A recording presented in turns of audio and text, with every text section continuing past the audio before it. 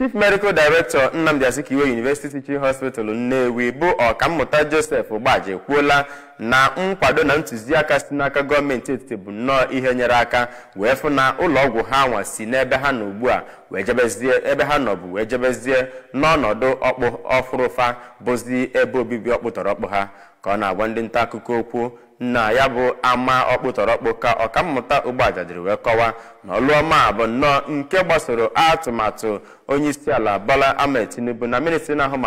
maka arụ ike na ọdịmma ọhaneze Ọkammụta Mohammed Ali Pate wee bịa ọ dị n'aka Nwaolisa ga-akọtọpụ akụkọ a. Ihe gbasara ya bụ ụlọ ọgwụ bụ Prọfesọ Ugbaja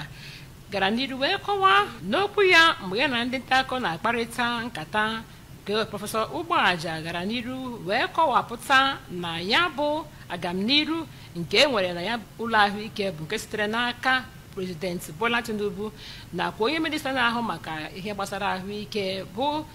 Prọfesọ Mohammed Ali Pate. Ọ kọpụtara na agamniru nakwa ọtụtụ ihe dị iche iche enwetagoro na ya ụlọ ọgwụ bụ nke sitere n'aka ndị Nigeria Health Sector Renewal Initiative ma kọwapụtakwa amụma iri nke ha na amụma mmepe iri ha na-ama maka ya bụ ụlọ ọgwụ isonye na nke atọ na ụlọ ahụike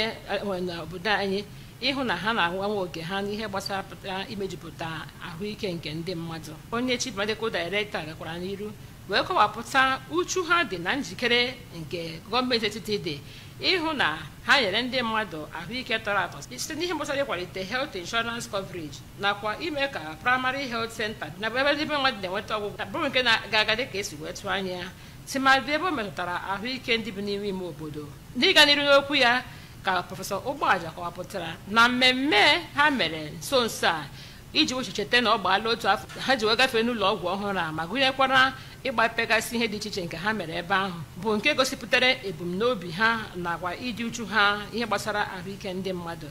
Ọ gakwara n'iru wee kwunwuo njikere ha dị ịhụ na enyere ndị mmadụ ahụike bụ ọkpọkọpị. Ọkammụta Ugbaja nọkwa n'oge ahụ wee too aka na-achị steeti a bụ Gọvanọ Chukwuma Soludo maka amụma mmepe dị iche iche nke ọ na-eme na ma gụnyekwara mbọ niile nke ọ na-agba ịkwalite ọnọdụ ahụike na steeti a. O jikwa ohere ahụ wee kelee mmadụ dịka omepere onye ọ dịrị bụ Sir Emeka Ọfọ nakwa ndị eze ọdịnala dị iche iche